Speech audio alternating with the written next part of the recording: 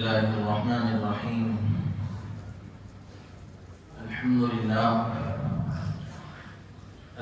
لله الذي نحمده ونستعينه ونستغفره ونؤمن به ونتوكل عليه ونعوذ بالله من شرور أنفسنا ومن سيئات أعمالنا. من يهده الله فلا مضل له ومن يضلله فلا هادي له. ونشهد أن لا إله إلا الله وحده لا شريك له. ونشهد أن سيدنا وحبيبنا وشفيعنا وسندنا وإمامنا ومولانا محمد صلى الله تعالى على خير خلقه محمد وعلى آله وأصحابه أجمعين. أما بعد فأعوذ بالله من الشيطان الرجيم. بسم الله الرحمن الرحيم. وما من دابة في الأرض إلا على الله رزقها. وقال الله تعالى في مقام آخر: كلوا مما رزقكم الله حلالا طيبا. صدق الله مولانا العلي العظيم. سبھی حضرات عبادت کی نیت سے ایک بار درود شریف پڑھ لیجیے. اللهم صل على سيدنا محمد وعلى آل سيدنا ومولانا محمد وبارك وسلم تسليما كثيرا كثيرا. رب اشرح لي صدري ويسر لي أمري واحلل عقدة من لساني يفقهوا قولي.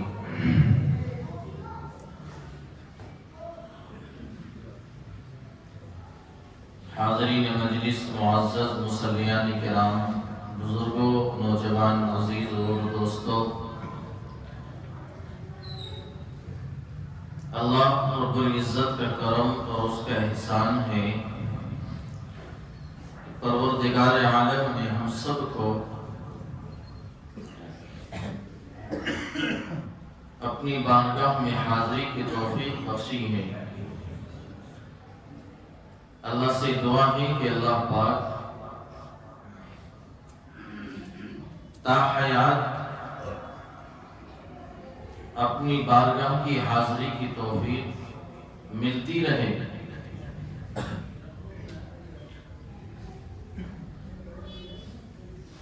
قرآن پاک کی 2 آیتیں میں نے آپ کے سامنے تلاوت کی ہیں.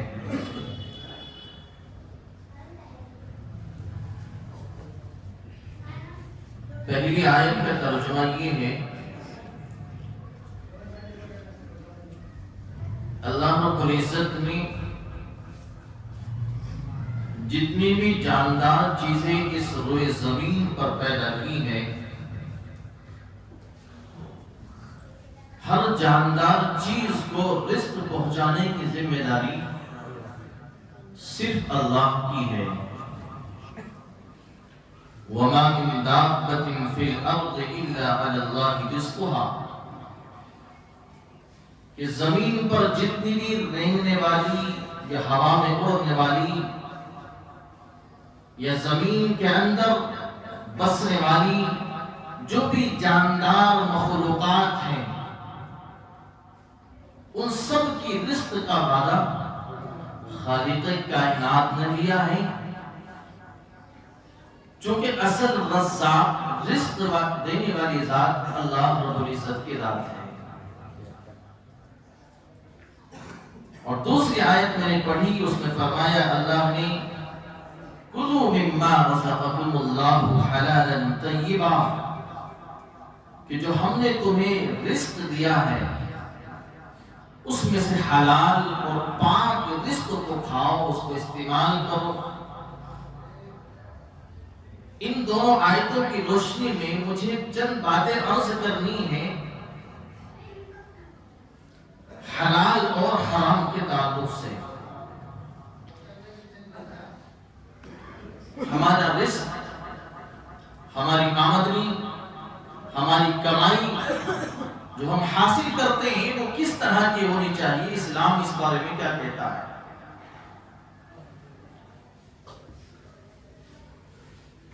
اتنا آپ ذہن میں رکھیں کہ جس طرح سے ہم اپنے ظاہر کو پاک رکھتے ہیں، ہم اپنے کپڑوں کو پاک رکھتے ہیں، ہم اپنے بدن کو پاک رکھتے ہیں، ہم اپنے چہرے کو، ہم اپنے ہاتھ کو، اپنے پاؤں کو، اور سر سے لے کر کے پاؤں تک پورا بدن، اور اس بدن پر جو کپڑا ہے ہم اس کو جس طرح سے ظاہری اعتبار سے پاک رکھتے ہیں، اسی طرح سے ہمیں اپنی کمائی کو بھی، اپنے رزق کو بھی پاک اور حلال رکھنا ہوگا۔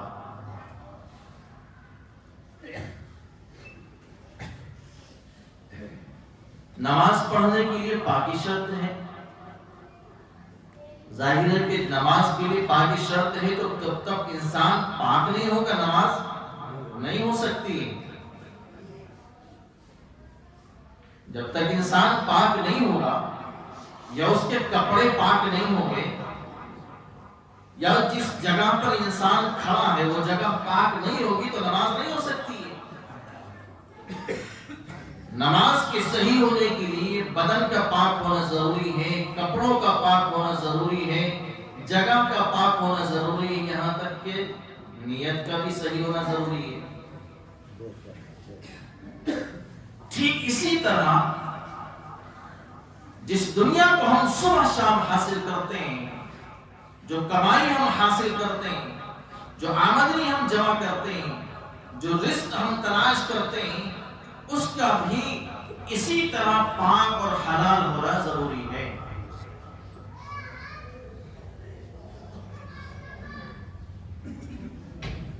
رزق ہمارے پیٹ میں جو ہم لقمہ پہنچ رہا ہے، جو ہم آمدنی اختیار کرتے ہیں، جو بھی ہم ذرائع آمدنی کے اختیار کرتے ہیں، اس سب کا پاک ہونا ضروری ہے۔ اگر ہماری کمائی، ہماری دولت، ہمارا حصول معاش اگر حرام ہے، تو یاد رکھیے اللہ کے دربار میں ہم کتنی ہی دعائیں کرتے رہے، ہماری دعائیں بھی اللہ کے یہاں قبول نہیں ہوگی۔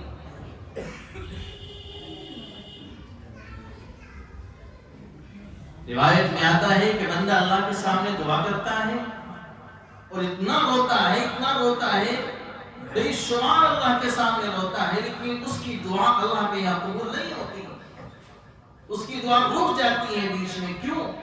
اس سے کہا جاتا ہے تیرے بدن پر جو کپڑا ہے وہ بھی تو تیرا حرام کا ہے، تیرے پیٹ میں جو رزق پہنچا ہے، جس سے تو پلا ہے، وہ بھی حرام کا ہے،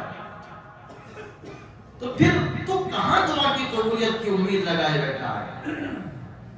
اگر ہمارے پیٹ میں جانے والا لقمہ، ہمارے بدن پر پہنا ہوا کپڑا بھی حلال کا نہیں ہے، تو ہم اللہ سے دعا کی بھی قبولیت کی امید ہرگز نہ رکھیں۔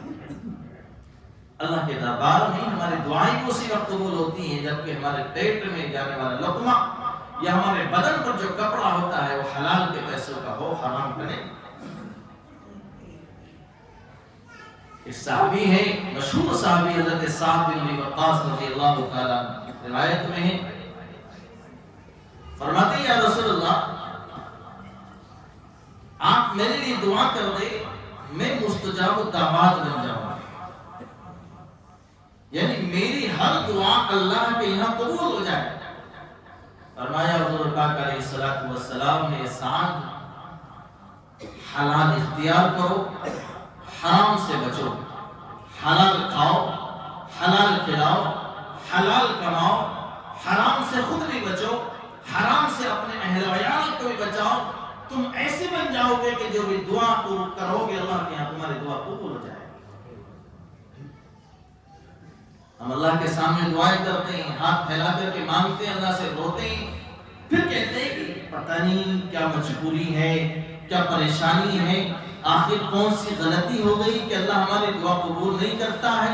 فلاں ہے کہ اس کا کاروبار ایسے چلتا ہے، فلاں ہے کہ ترقی کرتا ہے، وہ تو نماز بھی نہیں پڑھتا، وہ تو یہ عمل بھی نہیں کرتا، وہ تو نیک کام بھی نہیں کرتا، میں تو نماز ہی پڑھتا ہوں، میں تو سارے اعمال اچھے کرتا ہوں، میں تو ساری چیزیں اچھے کرتا ہوں، راتوں کو تہجد بھی پڑھتا ہوں، اللہ سے دعائیں بھی کرتا ہوں، پھر بھی میرے اوپر مصیبت ہے، دعائیں قبول نہیں ہوتی۔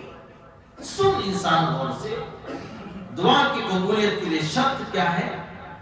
تیری پرورش، تیرا جو یہ بدن چھوٹے سے بڑا ہو گیا، تیرے جو یہ ہاتھ چھوٹے سے بڑے ہو گئے، تیرا جو جسم چھوٹے سے بڑا ہو گیا، جب یہ حرام کے مال سے پرورش پایا ہے، پھر دعا کی قبولیت کی امید کہاں ہو سکتی ہے؟ حضرت سعد سے حضور نے فرمایا کہ جب تک تم اپنی کمائی کو حلال کرو، حلال کو اختیار کرو، حرام سے بچ جاؤ، تمہاری دعائیں اللہ کے قبول ہو جائیں گی۔ جو بھی دعا تم کرو گے اللہ کے یہاں قبول ہوگی۔ بات سمجھیں؟ اس لیے آج لوگ کاروبار کرتے ہیں، تجارت کرتے ہیں، زراعت کرتے ہیں اور ملازمت تلاش کرتے ہیں، لیکن وہ اس چیز کو بھول جاتے ہیں کہ ہم مذہب اسلام کے ماننے والے ہیں، اسلام ہماری اس میں رہنمائی کا کرتا ہے۔ میرے بھائیو بزرگوں، یاد رکھو، رزق کا وعدہ اللہ نے کیا ہے، جتنا مقدر میں انسان کے اللہ نے رزق لکھا ہے، ساری دنیا بھی اگر اس کو چھیننے لگے اور اللہ نے اس کے مقدر میں لکھا ہے تو ساری دنیا اس کے ایک لقمے کو بھی نہیں چھین سکتی ہے۔ اور جو رزق اللہ نے انسان کے مقدر میں نہیں ہے، ساری دنیا بھی لگ جائے اس کو وہ رزق نہیں پہنچا سکتی ہے۔ ہم اسلام کے ماننے والے ہیں اور مذہب کے لحاظ سے ہمیں مسلمان کہا جاتا ہے، اور مسلمان صرف ایک اللہ کی عبادت کرتا ہے۔ لیکن کیا عبادت صرف نماز میں اللہ کے سامنے سجدہ کرنے کا نام ہے؟ بتائیے آپ مجھے، کیا عبادت صرف نماز میں اللہ کے سامنے سر جھکانے کا ہی نام ہے؟ نہیں بزرگوں، بلکہ عبادت صرف نماز میں اللہ کے سامنے سر جھکانے کا ہی نام نہیں، بلکہ عبادت نام ہے اللہ کے ہر حکم کے سامنے مسلمان جھک جائے، یہ ہے اصل عبادت۔ اسی لیے کہ اللہ نے انسان کو پیدا کیا ہے۔ وَمَا خَلَقْتُ الْجِنَّ وَالْإِنسَ إِلَّا لِيَعْبُدُونَ، جو ہم کہتے ہیں، قرآن نے کہا ہے کہ ہم نے انسان کو، جنات کو صرف عبادت کے لیے پیدا کیا۔ اس کا مقصد یہ نہیں کہ بس بندہ صرف سجدے میں پڑا رہے اور کچھ نہ کرے، نہیں۔ اس کو ہم سمجھے غور سے۔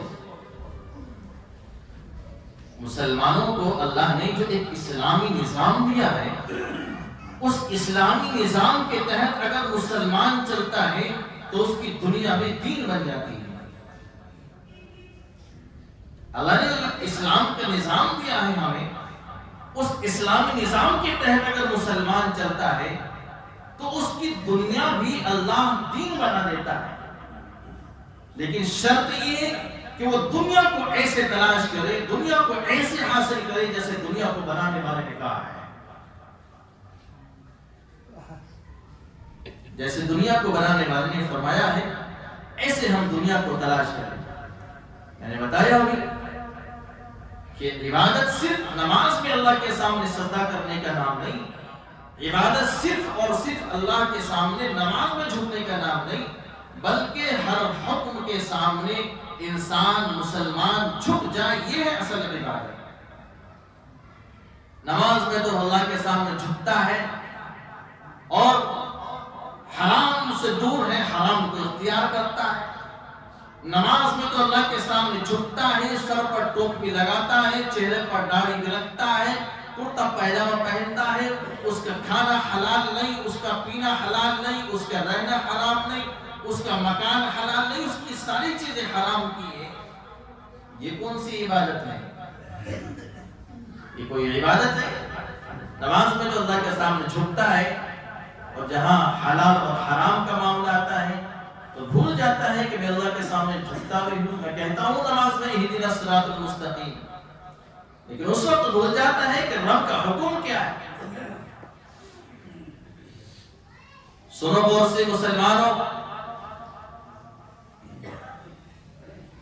ہم بہت غور سے سنیں اس بات کو، بہت توجہ کے ساتھ سنیں کہ صرف کتے اور خنزیر کا ہی گوشت حرام نہیں، سب کا یقین ہے بالکل حرام ہے، کتا بھی حرام ہے، خنزیر کا گوشت بھی حرام ہے، لیکن کیا حرام کے پیسوں سے خریدا ہوا گوشت جو ہم کھائیں گے وہ حلال ہو سکتا ہے؟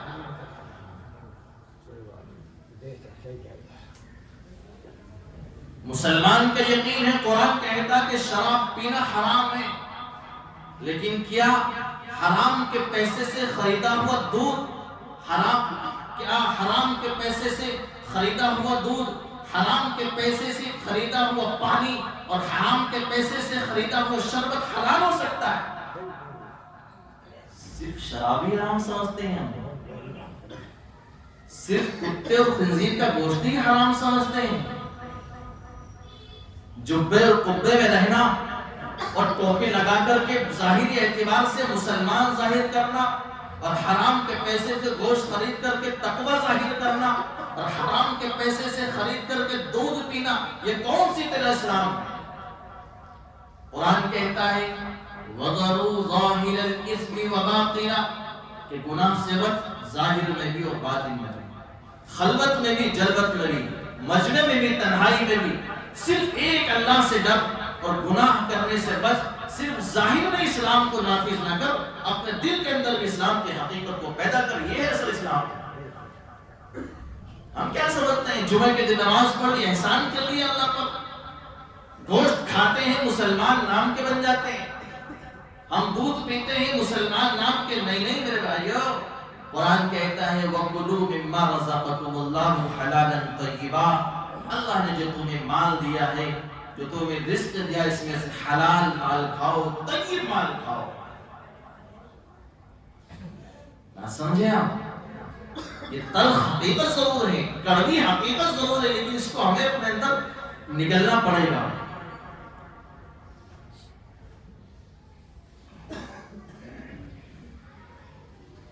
حدیث ہے، حدیث پاک میں آتا ہے اللہ رب العزت دنیا میں کمائی حاصل کرنے والے 3 قسم کے لوگوں کو کل قیامت کے دن 14ویں رات کے چاند سے زیادہ ان کے چہروں کو چمکدار دکھائے گا۔ کل قیامت کے دن دنیا میں کمائی حاصل کرنے والے لوگ 3 قسم کے لوگوں کو اللہ تعالیٰ کل قیامت کے دن جب وہ اللہ کے دربار میں آئیں گے تو ان کے چہرے 14ویں رات کی چاندنی سے زیادہ روشن اور چمکدار ہوں گے، وہ لوگ ہم پر حیرت کریں گے۔ کون؟ وہ کون ہیں 3 لوگ؟ فرمایا رسول پاک علیہ السلام نے جو دنیا میں کمائی اس لیے حاصل کرتا ہے، جو دنیا اس لیے کماتا ہے تاکہ دوسروں کے دستے سوال دوسروں کے سامنے دراز نہ کرنا پڑے، دوسروں کے در کا بھکاری نہ بننا پڑے، دوسروں کے سامنے ہاتھ نہ پھیلانا پڑے، جو اس لیے دنیا کو حلال طریقے سے اختیار کرتا ہے، فرمایا اللہ نے کل قیامت کے دن اللہ کے دربار میں ایسے آئے گا کہ اس کا چہرہ 14ویں رات کی چاندنی سے زیادہ روشن چمکدار ہوگا۔ جو کس لیے دنیا کو کماتا ہے حلال طریقے سے کہ دوسروں کے سامنے ہاتھ نہ پھیلانا پڑے، صرف ایک اللہ پر بھروسہ کرتا ہے، اسی پر امیدیں اور توقعات اور یقین کرتا ہے، دنیا سے مخلوق سے کوئی امید نہیں رکھتا، اس لیے وہ حلال کماتا ہے۔ کل قیامت کے دن جب وہ اللہ کے دربار میں آئے گا تو اس کا چہرہ 14ویں رات کی چاندنی سے زیادہ چمکدار اور روشن ہوگا۔ دوسرا کون؟ فرمایا جو دنیا کو حلال طریقے سے حاصل کرتا ہے اور اس کا مقصد یہ ہے کہ میں اپنے بچوں کی، اپنے خاندان کی، اپنے رشتہ داروں کی، اپنے اہل و عیال کی، اپنے بیوی بچوں کی جو جائز ضروریات ہو ان کو حلال طریقے سے پورا کروں۔ فرمایا کہ قیامت کے لیے اللہ کے دربار میں آئے گا، اس کا چہرہ چاندنی 14ویں رات کی چاندنی روشن سے زیادہ چمکدار ہوگا۔ جو اس لیے کمائی کرتا ہے، اس لیے حلال کو اختیار کرتا ہے کہ اپنے بچوں کو حلال کھلائے گا، اپنے بچوں کو حلال کھلائے گا، اپنے بچوں کی پرورش حلال زبان سے کرے گا۔ فرمایا کل قیامت کے دن اللہ کے دربار میں اس حال میں آئے گا کہ اس کا چہرہ 14ویں رات کی چاندنی سے زیادہ روشن اور چمکدار ہوگا۔ اور تیسرے وہ شخص فرمایا کہ جو دنیا سے اس لیے کمائی کرتا ہے، جو دنیا حلال طریقے سے اس لیے کماتا ہے تاکہ وہ اپنے آس پڑوس کے لوگوں کی ضروریات کو اپنے خزانے سے اپنے پیسے سے پورا کر سکے، وہ بھی کل قیامت کے دن اللہ کے دربار میں آئے گا تو اس کا چہرہ 14ویں رات کی چاندنی سے زیادہ روشن اور چمکدار ہوگا۔ سمجھے آپ؟ اس کی پلٹ میں پھر 3 طرح کے لوگ ہوئے ہیں کہ جو حلال تو کماتے ہیں، اسی کے پلٹ میں 3 طرح کے لوگ ہوئے ہیں جو حلال تو کماتے ہیں، لیکن جب وہ کل قیامت کے دن اللہ کے دربار میں آئیں گے تو اللہ ان کی طرف رحمت کی نظر سے نہیں دیکھیں گے۔ اللہ کل قیامت کے دن ان پر غضبناک ہوگے، ان پر غصہ ہوگے اور اللہ سے کل قیامت کے دن ناراض ہوگے۔ نمبر 1 وہ شخص جو حلال تو کماتا ہے، اس لیے کماتا ہے تاکہ میں لوگوں کے درمیان میں بڑا آدمی بن جاؤں، تاکہ میں لوگوں کے درمیان میں سرمایہ دار بن جاؤں، تاکہ میں لوگوں کے درمیان میں مالدار کہلانے لگوں، اور اپنی نظر میں لوگوں کو حقیر سمجھتا ہے۔ فرمایا رسول پاک علیہ السلام نے وہ کل جب اللہ کے دربار میں آئے گا تو اللہ اس پر غضبناک ہوگا، اللہ کو اس پر غصہ نازل ہوگا۔ حفاظت فرمایا اللہ نے۔ فرمایا دوسرے وہ شخص کہ جو حلال تو کماتا ہے دنیا میں، لیکن اس لیے کماتا ہے تاکہ وہ اپنے چھوٹے پر غالب ہو جائے اور ان کو اپنی نظر میں حقیر سمجھتا ہے، اپنی نظر میں ان کو کمزور سمجھتا ہے۔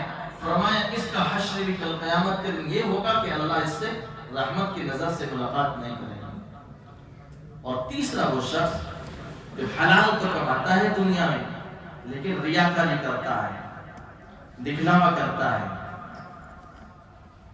مکان بنایا اس لیے تاکہ لوگ مجھے مالدار کہیں، مکان بنایا حلال پیسے سے، کپڑا خریدا حلال پیسے سے، بدن پر ڈالا اس لیے تاکہ لوگ مجھے دیکھ کر کہ اچھا کہ واہ کیا شاندار کپڑا پہنا، اپنی نظر میں دوسروں کو حقارت سمجھتا ہے، ریاکاری کرتا ہے، دکھلاوا کرتا ہے۔ فرمایا یہ شخص بھی کل قیامت کے دن اللہ کے دربار میں آئے گا تو اللہ کا اس پر غصہ ہوگا، اللہ اس پر غضبناک ہوگا۔ اللہ ہماری حفاظت فرمائے۔ اور روایت میں آتا ہے، فرمایا رسول پاک علیہ السلام نے وہ تاجر، تجارت کرنے والا جس میں 2 صفت ہو، کل قیامت کے جب اللہ کے دربار میں پہنچے گا تو اس کا حشر انبیاء، صدیقین، شہداء اور اللہ کے ولیوں کے ساتھ اس کا مقام ہوگا۔ وہ تاجر جس کی سب سے پہلی صفت بیان فرمائی حضور نے، التاجر الصدوق، سچا امانت دار تاجر جو جھوٹ نہ بولتا ہو، جو مال دینے میں دھوکہ نہ کرتا ہو، جو مال کا نقص چھپا کر کے لوگوں کے سامنے اچھا بتا کر کے نہ بیچتا ہو، جو مال کا عیب چھپا کر کے لوگوں کے سامنے اچھا بتا کر کے نہ بیچتا ہو، جو بالکل امانت دار ہو، سچا ہو۔ فرمایا یہ تاجر، اس کی پہلی صفت یہ بیان فرمائی کہ امانت دار ہو، سچا تاجر ہو، اور دوسری صفت بیان فرمائی التاجر الامین، جو بالکل امانت دار ہو، جہاں سے مال اس نے ادھار اٹھایا ہے اس کا وقت پر پیمنٹ کر دیتا ہے، جو وعدہ کیا اس وعدے پر کھرا اترتا ہو، جھوٹ نہ بولتا ہو، اور مال میں دھوکہ دڑی نہ کرتا ہو، فریب نہ کرتا ہو، کسی کو دھوکہ ہو، دغا نہیں دیتا ہو۔ فرمایا جس تاجر کے اندر یہ 2 صفتیں ہوں گی، 2 خوبیاں ہوں گی، امانت دار ہو، سچا ہو، جھوٹ نہ بولتا ہو اور وقت پر پیمنٹ کرتا ہو، وعدہ خلافی نہ کرتا ہو، فرمایا کل قیامت کے دن جب اللہ کے دربار میں آئے گا تو اس کا مقام یہ ان لوگوں کے ساتھ آئے گا جو وقت کے نبی ہوں گے، وقت کے شہداء ہوں گے، وقت کے ولی ہوں گے، ان لوگوں کے ساتھ اس شخص کو کل قیامت کے اللہ کے دربار میں اٹھایا جائے گا۔ میرے بھائیوں، بزرگوں، ہم تہیہ کر لیں، ہم حلال کمائیں گے، حرام سے اپنے آپ کو بچائیں گے۔ وعدہ کرے اللہ کے گھر میں بیٹھ کر کے، ایک طرف حلال ہے، پروفٹ 10 روپے کا ہے، ایک طرف حرام ہے، پروفٹ 100 روپے کا ہے، آپ 100 روپے کو لات مار دیجیے، 10 روپے کو اختیار کیجیے۔ آپ خدا کی قسم اللہ اس 10 روپے میں آپ کو 100 روپے سے زیادہ کام چلا دے گا۔ ظاہر میں تو لگتا ہے کہ 100 روپے زیادہ ہے، لیکن حقیقت یہ ہے کہ وہ حرام کے پیسے جیسے زیادہ طریقے سے آتے ہیں اسی طرح سے وہ جاتے بھی ایسے ہی۔ صرف چھوٹا سا واقعہ بیان کر کے بات ختم کرتا ہوں۔ مراد آباد مدرسہ شاہی کے محتمی میں حضرت اقدس مولانا سید اشہد رشیدی صاحب دامت برکاتہ کو جگہ بیان فرما رہے تھے کہ ہمارے دارالفتاح مدرسہ شاہی مراد آباد میں ایک شخص آیا اور اس نے اپنی کاروبار کی نوعیت ساری مفتیان کرام کے سامنے بیان کی کہ میرا یہ کاروبار ہے، اور وہ اپنے کاروبار کا جو بھی کام کرتا تھا ایک سیمپل لے کر کے آیا کہ آخر کیا شرعی اعتبار سے مجھے اس کام کو کرنے کی اجازت ہے یا ناجائز ہے۔ مفتیان کرام نے فتویٰ دیا کہ آپ کا یہ کام شرعی اعتبار سے ناجائز ہے۔ جو بھی کام ہوگا غالباً پیتل کا کام زیادہ ہوتا ہے، میں کوئی تصویر وغیرہ کا شاید کام تھا، مفتیان کرام نے فتویٰ دیا کہ آپ کے لیے اس کام کی اجازت نہیں، یہ کام ناجائز ہے۔ جو بھی تھا بہرحال، حالانکہ وہ تاجر جو آیا تھا کہنے لگا کہ اگر میں اس سیمپل کو مارکیٹ میں پہنچاتا ہوں تو مجھے 10 لاکھ کا پروفٹ آج ہی ہو جائے گا۔ لیکن اس نے جب مفتیان کرام کے سامنے بات رکھی، علماء نے فتویٰ دے دیا کہ آپ کے لیے اس کام کی اجازت نہیں، اس نے اس کو ختم کر دیا۔ کچھ دن کے بعد وہ پھر آتا ہے، آ کر کے اپنے کاروبار کی پوزیشن کہنے لگا کہ مفتی صاحب آپ کے کہنے کے مطابق میں نے اس کام کو چھوڑا اور میں نے یہ کام کو اختیار کیا، اللہ نے اس کے بدلے میں 10 لاکھ کے جواب 20 لاکھ کا پروفٹ مجھے دیا۔ وہ مدرسہ شاہی مراد آباد کے محتمم سے میں نے خود سنا ہے اور اپنے دارالفتہ کی بات کر رہے ہیں۔ مدرسہ شاہی مراد آباد بڑا ادارہ ہے، وہاں جو بڑا دارالفتہ چلتا ہے، اس میں بڑے بڑے مفتیان کرام بیٹھتے ہیں۔ تو اس واقعے کو سنانے کا مقصد تو یہ ہے کہ جب آدمی حلال کو اختیار کرتا ہے، حرام سے بچتا ہے، اللہ کی طرف سے برکتیں ظاہر ہوتی ہیں اور خود انسان اپنی آنکھوں سے دیکھتا بھی ہے۔ اور اس واقعے کو بیان کرنے کا دوسرا مقصد میرا یہ ہے کہ ہم اپنے کاروبار کی نوعیت کو، اپنی آمدنی کی نوعیت کو، اپنے بزنس کو ہم علماء کے سامنے بیان کریں کہ ہم اس کام کو کرتے ہیں، آخر شرعی اعتبار سے ہمارے لیے یہ کام جائز ہے یا ناجائز ہے۔ کتنے لوگ ہیں جنہوں نے آخر کو پوچھا، بتاؤ، برا نہ مانے کیوں؟ اس لیے کہ ہم اس چیز کی پرواہ نہیں کرتے حلال ہو یا حرام آ جائے، بس کہیں سے اکٹھا ہو جائے، جمع ہو جائے، حلال ہو یا حرام ہمیں اس کی پرواہ نہیں ہے۔ مسلمان ہر موقع پر اللہ کے سامنے جھکتا ہے، اس لیے ہم یہاں بھی یہ خیال رکھیں کہ جو بھی ہم کمائیں گے انشاءاللہ اس کو حلال طریقے سے کمائیں گے۔ اپنے علماء، اپنے مفتیان کرام، ہر مسجد میں وقت کے شاندار عالم موجود ہیں، آپ جائیں اور اپنے کاروبار کی پوزیشن ان کے سامنے رکھیں اور وہ سب آپ کے سامنے آپ کی صحیح رہنمائی کریں گے انشاءاللہ العزیز۔ اللہ مجھے بھی آپ کو سب کو عمل کی توفیق عطا فرمائے۔